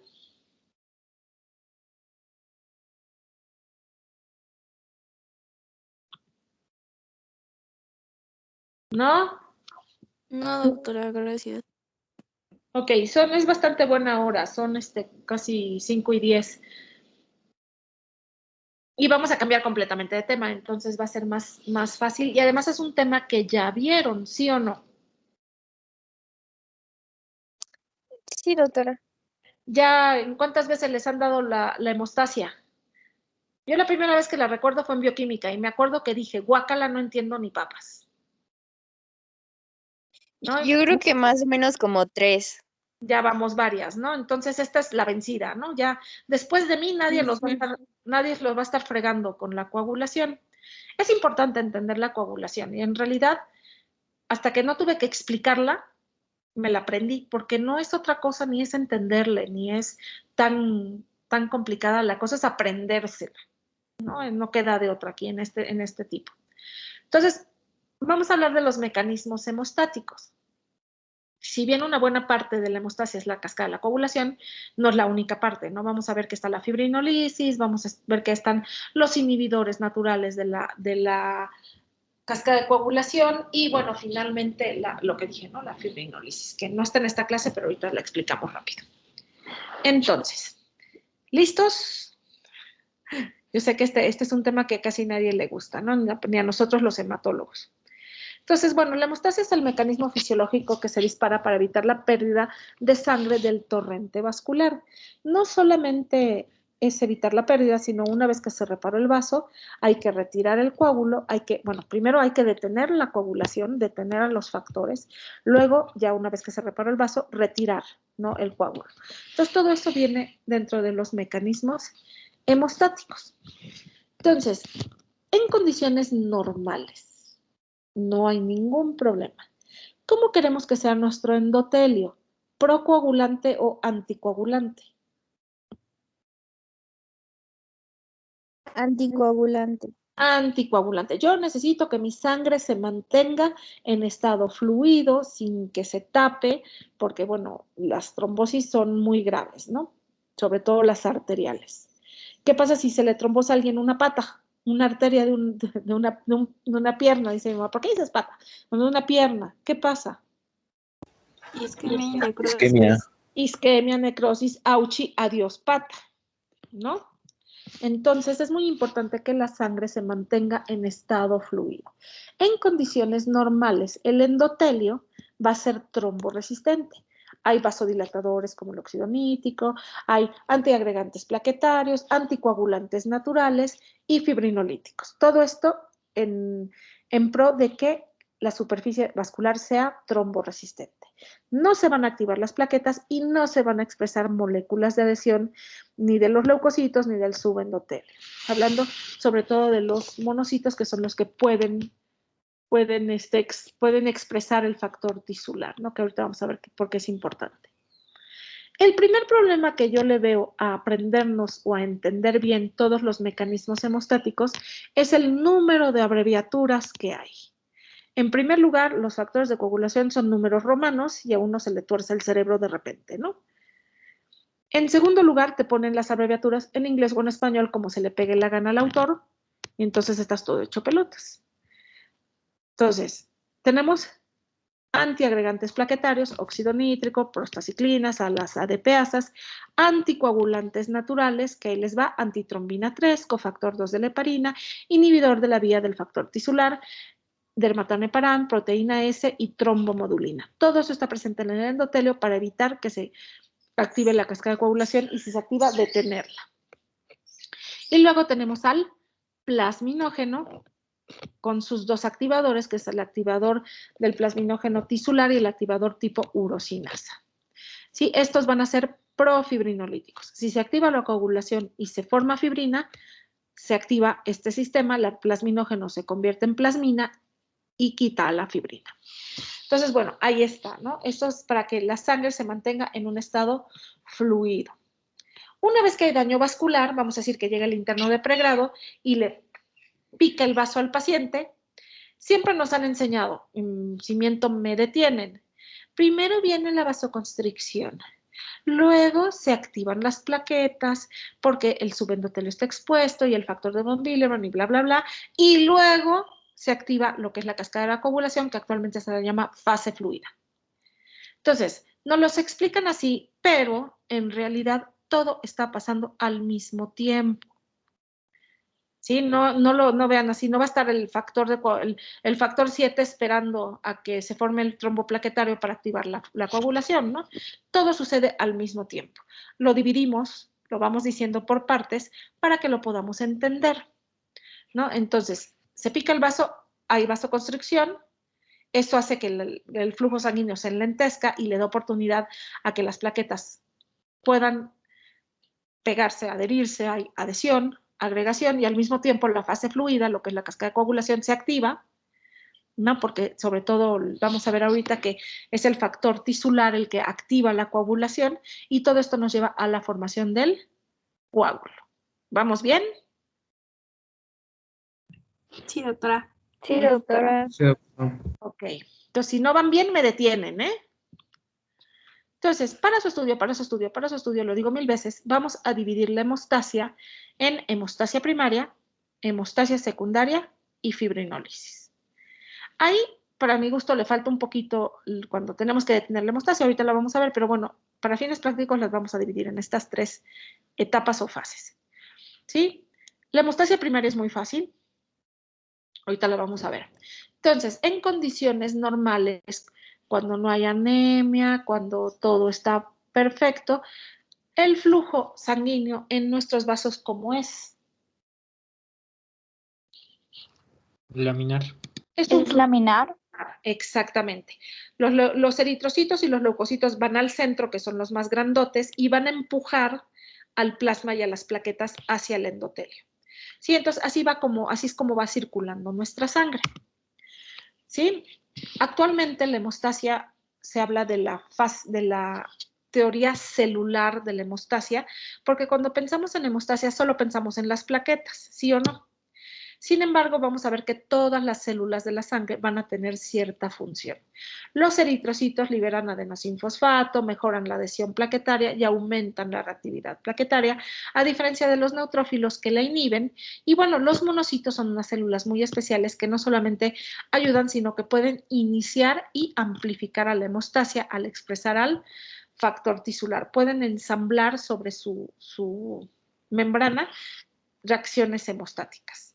¿Sí? Entonces, todas las células van a ser importantes. Cuando se hace un coágulo, se quedan eritrocitos atrapados, se quedan neutrófilos y monocitos, además de las plaquetas. Entonces, vamos a empezar con la hemostasia primaria. Acuérdense, la estamos dividiendo para su estudio, aunque todo está pasando al mismo tiempo. La hemostasia es una porquería, ¿no? Que se activan, se inactivan, hay profibrinolíticos, hay antifibrinolíticos, hay un montón de cosas ahí actuando al mismo tiempo. Entonces las desenmarañamos y las ponemos por etapas ordenadas para poder entenderlas. ¿Sí? Entonces vamos a empezar con la hemostasia primaria. Las etapas de la hemostasia primaria son adhesión, liberación y agregación, viéndolo así muy bonito y ordenado. No nos vamos a meter en mucho detalle. Una vez que se lesiona el vaso, vamos a ver que el endotelio se daña, se retira, se expone el subendotelio y esto hace automáticamente de que pase de un estado de ser anticoagulante a ser procoagulante. ¿Sí? En la vasoconstricción hace que se enlentezca el flujo. En las plaquetas vamos a tener tromboxano A2, se activan las plaquetas. Las mismas plaquetas traen factor de von Willebrand, inhibidor del activador del plasminógeno tisular. ¿Por qué estoy inhibiendo al activador del plasminógeno? ¿Por qué se les ocurre que me interesa inhibir al activador?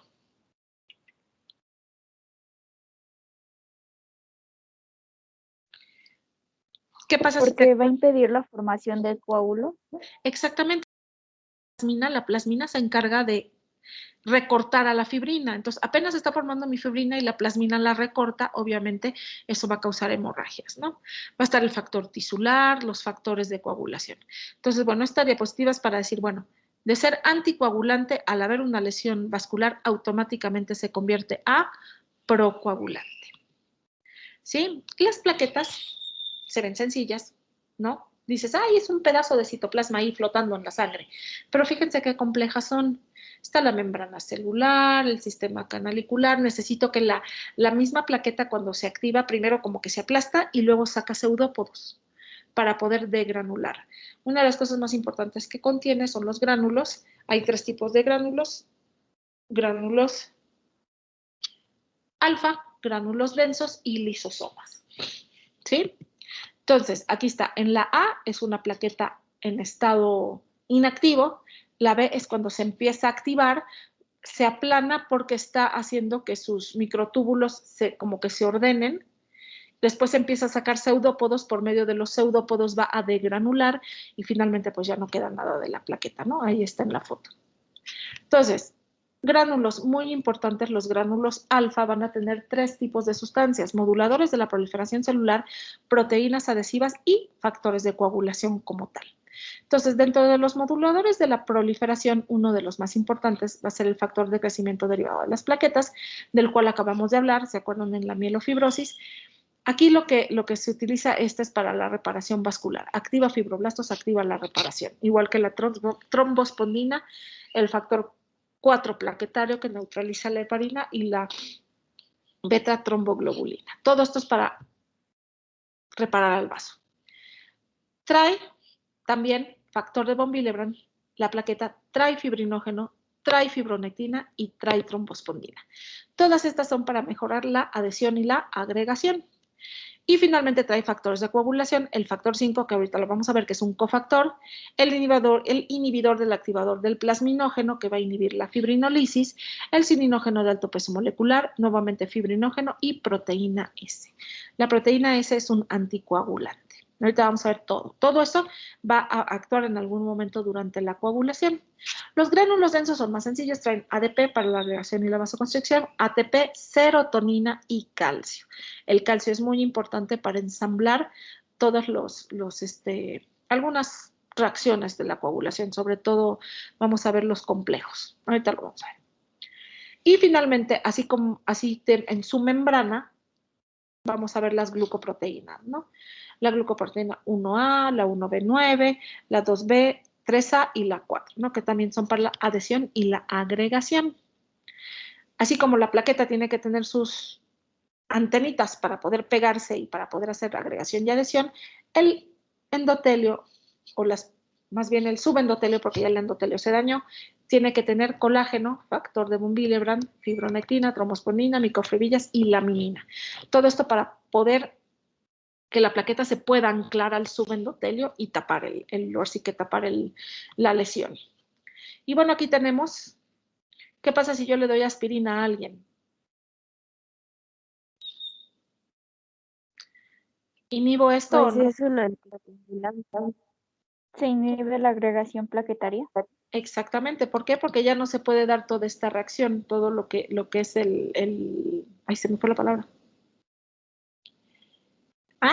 Bueno, se inhibe ya no hay adhesión plaquetaria, sobre todo al subendotelio. Ahorita me acuerdo de todo lo del ácido araquidónico. No, entonces las etapas de la hemostasia primaria decíamos adhesión, luego liberación y finalmente agregación. Aquí no me gusta mucho, vamos a verlo mejor de cerquita. Entonces aquí esta negrita que está aquí, que se ven, bueno, son 3, esas representan plaquetas. Van a tener a la glucoproteína 1B, que generalmente va pegada con la 9, es un complejo, es un antígeno muy complejo, no van a estar las dos juntas, y esta va a ser el receptor del factor de von Willebrand. Si no hay glucoproteína 1B9, la plaqueta no puede hacer adhesión. Hay una trombocitopatía, que es la Bernard-Soulier, no tienen la glucoproteína 1B9, entonces no pueden hacer adhesión. Si yo les pregunto, ¿qué necesita mínimamente la plaqueta para obtener adhesión? Son dos cosas. Uno, la glucoproteína 1B9 y dos, el factor de von Willebrand. Si faltan cualquiera de los dos, la adhesión no se lleva a cabo. Después llega la agregación. La agregación se lleva a cabo a través de la glucoproteína 2B3A, que es el receptor del fibrinógeno. Entonces queda plaqueta, tiene su complejo 2B3A, se pega el fibrinógeno y ahí se pega otra plaqueta. Al final de la cascada de coagulación o de la fase fluida de la coagulación, ¿qué le va a pasar a ese fibrinógeno? Se va a convertir en fibrina. Entonces, si ustedes se fijan, ya se está, como quien dice, preparando todo y todo está sucediendo al mismo tiempo, ¿no? Ese fibrinógeno se está convirtiendo en fibrina y está fijando al coágulo. Si yo les pregunto, ¿qué se necesita para la agregación? ¿Qué me contestan?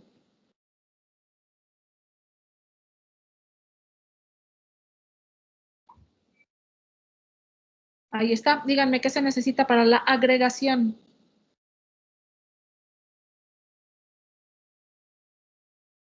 ¿Ya los perdí?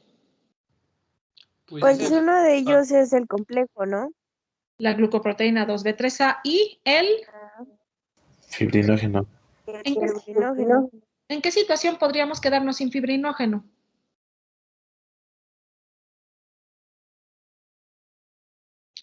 Porque, bueno, la glucoproteína 2B3A, cuando está ausente, se llama tromboastenia de Glanzmann, es una trombocitopatía. Pero ¿en qué situación podríamos no tener fibrinógeno? En coagulación intravascular diseminada. Exactamente, en una CID se acaba el fibrinógeno, con lo que ya no puede haber agregación y obviamente la cascada de coagulación ya no va a haber que se convierta en fibrina. Muy bien. Digo, para convertirlo en enfermedad, ¿no? Dudas de la hemostasia primaria, porque vamos a entrar a la complicada. ¿Puede repetir el nombre de las fases, por favor, doctora? ¿De las fases de la hemostasia primaria? Sí. Tensión, liberación y agregación. Gracias, doctora. De nada. ¿Alguien más otra pregunta?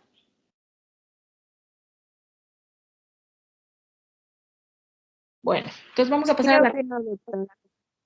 pasar a la complicada, ¿no? La hemostasia secundaria, clásicamente la conocemos como cascada de la coagulación. Actualmente se le llama fase fluida de la coagulación y en realidad hay una teoría completamente nueva en cuanto a esta hemostasia, en la cual ya cambian los nombres, ¿no? Clásicamente, ¿cómo dividimos a la hemostasia secundaria o la cascada de coagulación? ¿Quién se acuerda? Creo que es la vía extrínseca. En intrínseca y extrínseca. Extrínseca y común. Actualmente ya no se llaman así. Y es más, ya están como que, ahorita se las voy a ir más o menos explicando la nueva teoría. Ahora es fase de iniciación, propagación y amplificación de la cascada de coagulación o de la fase fluida. Ahorita las vamos a ir viendo. No nos podemos olvidar y vamos a seguir aprendiéndonos la intrínseca, la extrínseca y la común porque las pruebas de escrutinio de la coagulación están basadas en esa clasificación. Ahorita les voy a explicar. Entonces, los factores de coagulación se fueron dándoles su numerito según su descubrimiento. Se saltan algunos porque se descubrió que no eran factores de coagulación, sino en un caso, por ejemplo, el calcio. Entonces se fueron quitando algunos números, pero bueno, más o menos llevan un orden, ¿no? La mayor parte de ellos se van a sintetizar en el hígado, por lo tanto, si un paciente tiene cirrosis, pues va a tener un problema de coagulación. Y el factor 8, que antes se pensaba que eran dos componentes, en realidad nos dimos cuenta que circula el factor 8 con el factor de von Willebrand, ¿sí? Si no hay factor de von Willebrand, la vida media del factor 8 disminuye, ¿no? Yo digo que es su amigo fuerte. Entonces, vamos a dividir en dos grupos a los factores de coagulación según su función. los que son simógenos de proteasas de serina, que son el 12, el 11, el 10, el 9, el 7, el 2 y la precalicreína, son simógenos de proteasas de serina, que es un simógeno. ¿Un precursor? Una enzima inactiva. Una enzima inactiva que requiere que se le quite una parte para poder activarse. Y los cofactores, ojo, el 5, el 8, el factor tisular y el cininógeno de alto peso molecular son cofactores, no son simógenos. ¿Sí? Y bueno, los factores K dependientes, que es importante mencionarlos por la vitamina K. Si alguien tiene deficiencia de vitamina K, no se van a terminar de sintetizar el factor 2, el 7, el 9, el 10, la proteína C y la proteína S. Estas últimas dos son anticoagulantes naturales. ¿Sí? Entonces, ¿cómo obtenemos la vitamina K?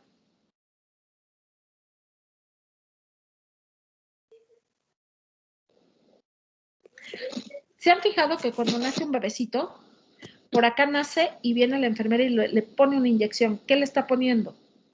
Vitamina K. Vitamina K. ¿Por qué al bebé le tenemos que poner vitamina K? Tiene que ver con de dónde obtenemos nosotros la vitamina K. Para la Pues para coagulación. prevenir enfermedad hemorrágica del recién nacido, ¿no? Exactamente, pero ¿qué no tiene el bebé? Porque, o sea, obviamente no tiene vitamina K. No tiene madurez hepática. ¿Cómo? No, se oyó muy cortado, ¿qué? No tiene madurez hepática. No, fíjate que no tiene que ver tanto con la función hepática. De hecho, para todos los factores de coagulación no tiene madurez hepática, eso sí es cierto. Pero no puede producir vitamina K porque la vitamina K no la producimos y como tal no nos la comemos con alimentos. ¿Quién nos regala la vitamina K? Bacterias bueno, la microbiota intestinal. Exactamente. Nuestra vitamina K, la mayor parte de ella viene de las bacterias que viven en nuestro intestino. Y el intestino del bebé recién nacido está... Inmaduro. No, estéril. Estéril. Está estéril. Entonces, de aquí a que se coloniza, por eso es que los bebecitos que no les ponían antes vitamina K tenían hemorragia, sobre todo cuando se les caía el muñoncito del cordón. Porque no tenían estos factores, porque no tenían vitamina K. Ahora ya es a nivel mundial, por acá nacen los bebés, después de que se madrearon en el salida del canal del parto, pues los inyectas porque la vida se viene a sufrir, ¿no? La vitamina K dicen que duele mucho. Entonces les ponen su vitamina K para evitar exactamente la hemorragia del recién nacido, ¿no? Ya una vez que se cae sobre todo el cordón. Y aquí está, ¿no? Tenemos que la vitamina K, a través de la vitamina K oxidasa, le va a dar un ácido glutámico a los factores de tal forma que tienen los dos y ya es un factor funcional. No es tanto que no se produzca, sino que no está carboxilado. Si no se puede carboxilar por medio de la vitamina K, no es un factor funcional. Sí, entonces lo que decíamos, un factor activo va a actuar sobre el simógeno o el sustrato y lo va a activar. Se le llama cascada de la coagulación porque en un inicio se pensaba así tal cual que se iban activando uno tras otro. Ahorita vemos que hay interconexiones que no es realmente eso cierto, ¿no? Es parcialmente cierto. Y esta se ve muy, muy, muy pesada, pero me gusta, sobre todo porque me va a dividir todos los factores de coagulación y es los procoagulantes, que son todos los factores de coagulación y el factor tisular. Si ustedes se fijan, todos los factores de coagulación, el fibrinógeno, el 2, que es la protrombina, el 5, el 7, todos se sintetizan principalmente en el hígado. El factor tisular, pues, es en el endotelio y los monocitos. Los anticoagulantes naturales, la antitrombina 3, cofactor 2 de la heparina, proteína C, proteína S, etcétera, también se sintetizan la mayor parte de ellos en el hígado o en el endotelio. Luego tengo los fibrinolíticos, que el plasminógeno se sintetiza en el hígado, el activador del plasminógeno tisular en el endotelio, el tipurosinasa en el riñón, y bueno, los antifibrinolíticos nuevamente el hígado y el endotelio. Entonces, los pacientes que desarrollan cirrosis hepática van a tener muchos problemas en su coagulación, ¿no? Porque la mayor parte de los factores se sintetizan en el hígado.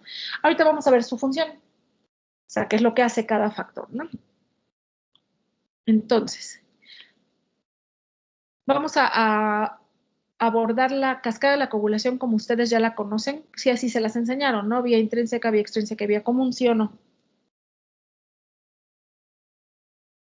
Sí, doctora.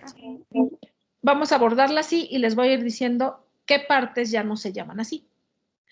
Insisto, no nos vamos a poder deshacer de esta porque en ella están basadas las pruebas de escrutinio de la coagulación. Entonces, la hemostasia secundaria la voy a dividir en vía extrínseca, vía intrínseca y vía común. El factor 10 es el factor más importante de la vía común, es donde inicia la vía común, se puede activar por las dos vías, la intrínseca y la extrínseca, convergen en él para convertir la protrombina en trombina y fibrinalmente el fibrinógeno a fibrina. Si entonces el 10 activado, la trombina y la fibrina van a ser la vía común. Esta es la vía intrínseca como nos las enseñaron, así tal cual. Se activa el factor 12 por medio de, dicen, partículas cargadas negativamente que le echan sobre todo la culpa al colágeno, sí, que se expone del subendotelio, y a la presencia de calicreína y cininógeno de alto peso molecular. Estos van a activar al 12, el 12 activa al 11,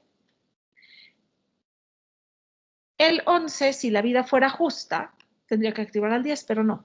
Entonces, ¿se acuerdan que les dije? El 10 es un factor muy importante, por lo tanto dicen que es muy presumido y no habla con cualquiera, ¿no? Entonces, el 11, después de que lo activa el 12, le tiene miedo al 10 y se lo salta. ¿Sí? Dice, no, yo con ese que es bien payaso no hablo. Entonces, se salta el 11 al 10 y va y habla con el 9. Y dice, bueno, está bien, yo voy a activar al 10, pero no voy a ir solo. Necesito al 9 activado, el cofactor 8, que en realidad el factor 8 lo único que hace es agarrar literalmente de un lado al factor 9 activado y en la otra manita agarrar al 10 y juntarlos. Por eso es un cofactor. Al juntarlos, el 9 activa al 10. En presencia de calcio y fosfolípidos. Ahí se forma el primer complejo. 9 activado, 8, calcio y fosfolípidos forman ¿cómo se le llama? ¿El complejo qué? ¿A quién van a activar? ¿Cómo? 9, 8, calcio y fosfolípidos, ¿a quién activan? Ahí está. ¿Cómo se dice 10 en inglés? 10. Hasta. O sea, ese complejo se llama tenaza. ¿Sí se acuerdan de eso? Sí se los enseñaron, ¿no? El complejo tenaza es el 9 activado, el 8 calcio y fosfolípidos activan al 10, por eso se llama tenaza. Los Ruiz le dicen diezasa. Se oye muy chistoso, pero bueno, diezasa. Y ahí termina la vía intrínseca. A la vía intrínseca le llamaron intrínseca porque prácticamente todos los factores o todas las cosas que se requieren para que se active esta vía están dentro del vaso. A diferencia de la extrínseca. ¿Dudas de la intrínseca hasta ahorita?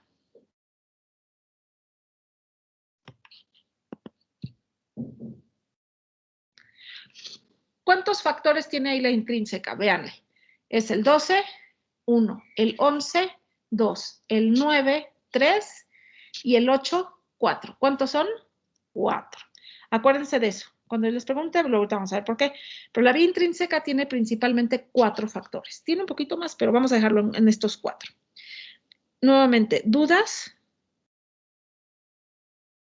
No, doctora.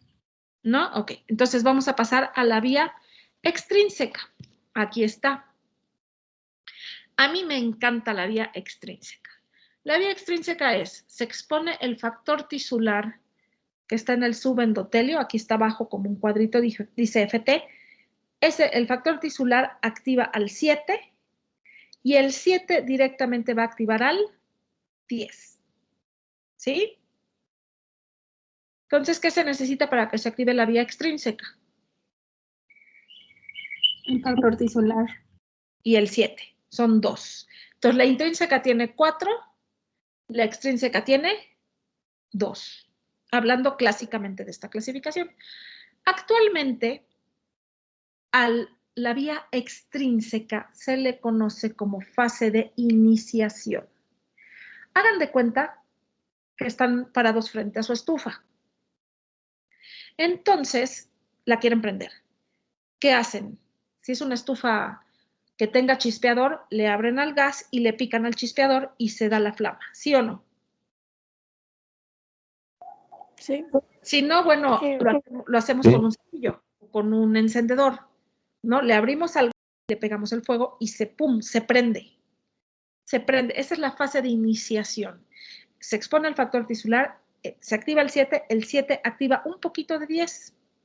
Ese poquito de 10 activado se junta con el 5, que es otro cofactor, y activan, ese es el siguiente complejo. El siguiente complejo se llama protrombinasa, que es el 10 activado, el 5 activado, nuevamente calcio y fosfolípidos, convierten protrombina en trombina. Ahorita regresamos ahí, no le hagan caso, a eso vámonos por arriba. La trombina convierte el fibrinógeno en fibrina. Esa es la vía común, es a partir del 10, ¿no? Entonces, la vía común tiene el 10, el 5, la protrombina, que también es el 2, el fibrinógeno. Entonces, los que estudiaban a los hemofílicos decían, bueno, ¿qué pasa si la fase intrínseca en los hemofílicos está intacta? ¿Sí saben de qué tienen deficiencia los hemofílicos? ¿Qué factores son los deficientes en los hemofílicos? ¿Alguien sabe? Sí, el factor 8 y 9. El 8 y el 9. El 8 y el 9 forman parte de la intrínseca, entonces la extrínseca en los hemofílicos está intacta. Entonces decían los estudiosos, ¿por qué diablos si la otra está intacta? No, los hemofílicos sangran. Entonces, decíamos, la fase de iniciación es el factor tisular con el 7 activado. Activan un poquito de 10, el 10 es muy importante. El 10 es el que tiene que explotar. Entonces, se empieza a producir un poquito de factor 10 activado con 5, se activa un poco de trombina. La trombina va a dar una retroalimentación. Hagan de cuenta, volviendo al ejemplo de la estufa, si solamente tienen un poquito de gas, el chispazo, se prende la coagulación. Pero si no hay gas, si en ese momento se acaba el gas, ¿qué va a pasar?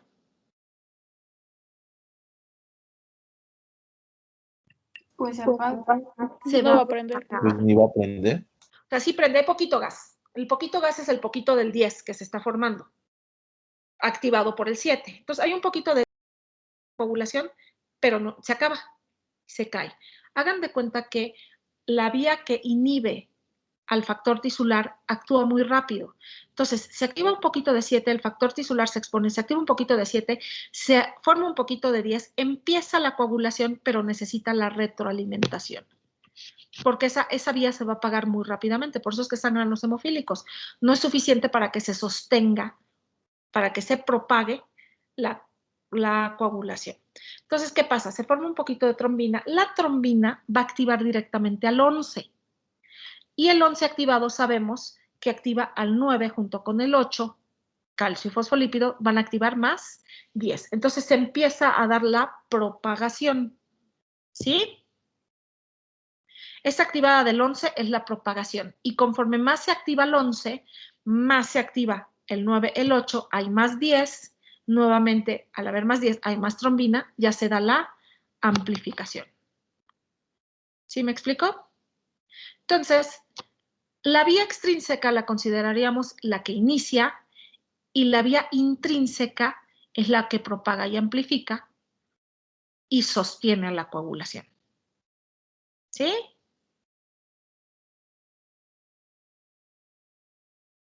Doctora, ¿puede repetir lo de la amplificación, por favor? ¿Desde qué partes te me perdiste? Me quedé solo cuando ya estábamos en el 11. ¿Cómo es que activábamos el 11? Cuando ya se creaba el complejo de protrombina con trombina. Ah, ok. Estábamos al principio, ¿no? Está la iniciación, se activa un poquito de 7, activa un poquito de 10, un poquito de 10 activa la trombina. Esa sería la fase de iniciación. La propagación se da por la misma trombina. La trombina activa el 11. Es una retroalimentación. Al activarse el 11 activa otra vez al 9 y al 8, y el 9 y el 8 hacen una explosión o una propagación del 10, o sea, hacen que se active mucho más 10 y lo sostiene.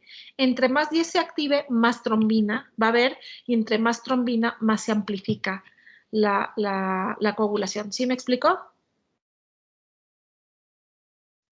Sí, doctora, ya, gracias. Entonces, entre más trombina tengamos, más se propaga la coagulación, se amplifica y hay más fibrinógeno en fibrina. Aquí falta un factor que es el último que se descubrió, que es el factor 13. El factor 13, al ser el último, es el que se encarga de darle la estabilidad a la fibrina. Le tuerce sus patitas a la fibrina y fija al coágulo. Entonces, la vía común se considera la última fase de la hemostasia y es la activación de la protrombina en trombina. Entonces, el factor 10 activado junto con el 5 activa a la trombina convierte fibrinógeno en fibrina y finalmente llega al factor 13 con el calcio y le da estabilidad al coágulo.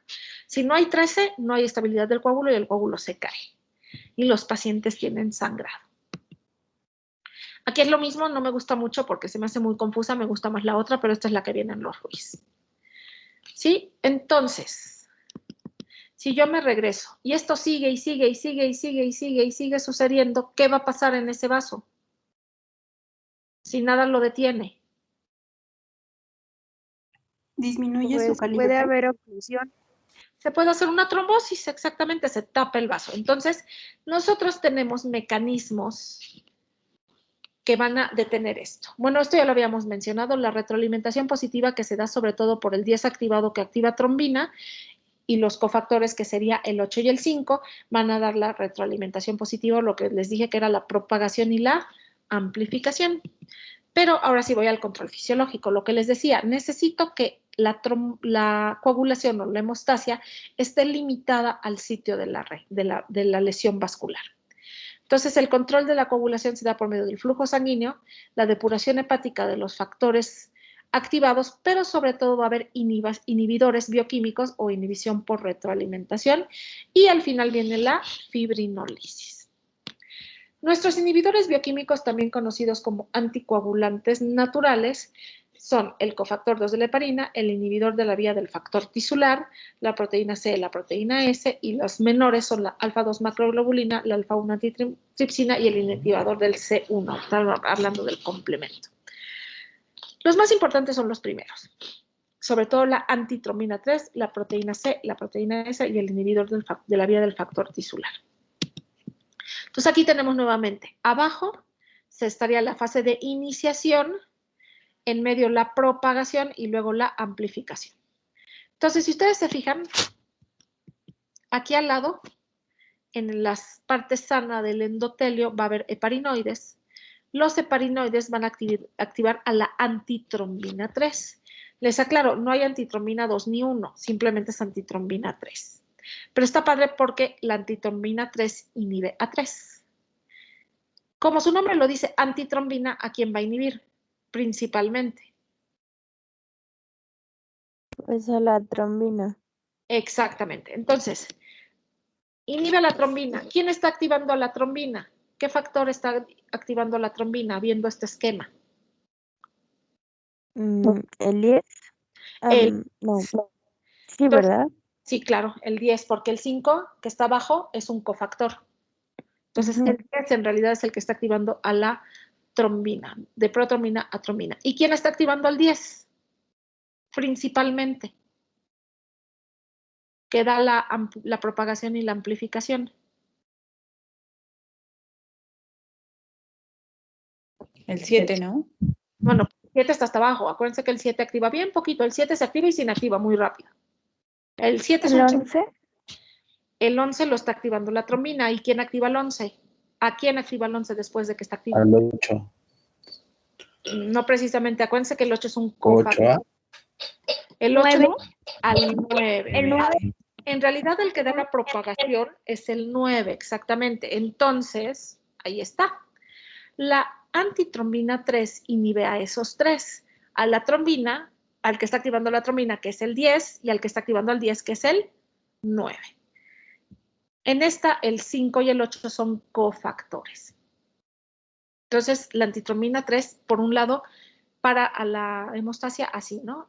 Sobre todo inhibiendo. Si inhibo la trombina, entonces ya no se va a activar 11, ya no se va a activar más 9. Luego quiero parar, está de este lado, la trombomodulina, acaba de aparecer. La trombomodulina me va a activar a la proteína C. La proteína C requiere de un cofactor que es la proteína S. La proteína S con la proteína C va a inactivar a los cofactores. ¿Quiénes son los cofactores? Aquí en esta reacción, ahí los está señalando las flechas amarillas. El 5 y el 8. El 5 y el 8. Entonces, el sistema de la proteína C y proteína S inhiben al 5 y al 8. Y bueno, el que nos falta inhibir, que es es la vía del factor, de la vía extrínseca o el inhibidor del factor tisular, que inactiva al 7 y al 10, que está activado por medio del 7. Entonces, aquí detuve la coagulación, ¿sí o no? Sí. ¿Qué pasa si alguien nace sin el gen para la antitrombina 3? No puede sintetizar antitrombina 3. ¿Qué va a tener ese paciente clínicamente?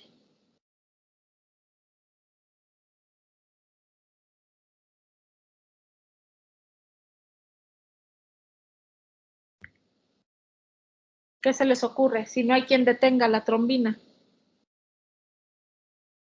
Pues problemas con trombos o trombosis. Exactamente, trombosis, esas son las trombofilias. Hay deficiencia de antitrombina 3, hay resistencia a la proteína C activada, deficiencia de proteína C, deficiencia de proteína S. Sí, entonces ahí está, ¿no? Ese es el problema con las trombofilias. Y yo creo que le vamos a parar aquí porque ya no quiero llevar, esta sí me interesa mucho que la entendamos bien y no los quiero llevar corriendo. Me falta la fibrinolisis. Por alguna razón a esta clase nunca le puse la fibrinolisis, pero es muy sencilla. ¿Cuál es pues ahora sí que la proteína o cuál es la estrella de la fibrinolisis?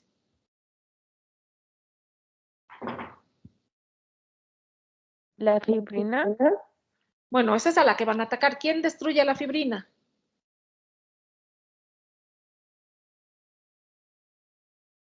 El factor activador de plasminógeno. Bueno, más bien espérenme, te quiero poner. Bueno, no lo encuentro. Más que el activador del plasminógeno, la estrella sería el plasminógeno en sí, ¿no? Entonces, una vez que, si recuerdan, las plaquetas llevan inhibidor del activador del plasminógeno. Una vez que este se consume, se activa al plasminógeno. ¿Quién activa el plasminógeno? Hay dos, el activador tipo tisular del plasminógeno y el activador tipo urosinasa del plasminógeno.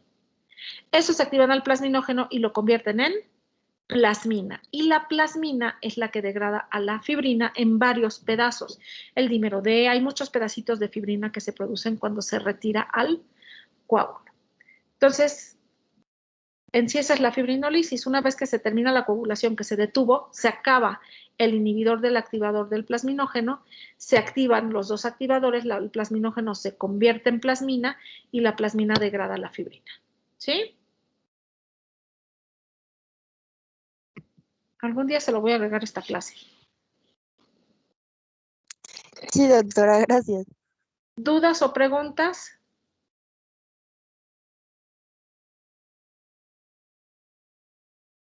¿No? No, doctora, todo bien. Entonces ya nada más nos faltan 10 diapositivas. Estas las vemos el miércoles y el siguiente tema. ¿Sale? Porque si no los voy a llevar corriendo 5 minutos para ver todo esto, la verdad no se me hace. Sí lo puedo hacer, pero no se me hace apropiado. Doctora, ¿y ya nos emparejamos con sus otros grupos? Prácticamente, si hubiéramos acabado esta sí, pero es que este es un tema largo. Ok. Entonces ya prácticamente estamos a la par. Doctora, un favor, ¿podría enviarnos lo que vamos a ver la siguiente clase? Sí, ahorita que termine se los mando. Sí, muchas gracias, doctora. De nada. ¿Alguna otra pregunta que tengan? Doctora, yo sí tengo una pregunta. Contando, o sea, terminando este tema, ¿cuántos temas nos faltarían para terminar el temario? Ok, nos falta, terminamos esta y vamos a ver trastornos plaquetarios, junto con otra clase que es una clase muy chiquitita de púrpuras vasculares, esa es una clase. Luego nos toca von Willebrand, hemofilias, y generalmente les meto las trombofilias ahí también. Entonces, vamos a decir que entre 2 y 3 clases, y luego quiero hacer la de los ejercicios, son máximo 2 semanas. Ok, está bien. Entonces terminaríamos como a principios, bueno, a principios de diciembre, ¿no? Yo creo que los exámenes ahorita, a ver, aquí tengo mi papel. Entonces está la luz apagada. Había yo puesto aquí que el segundo parcial, lo más probable es que sea el 2 de diciembre. Ok, doctora, ya. Muchas gracias. De nada.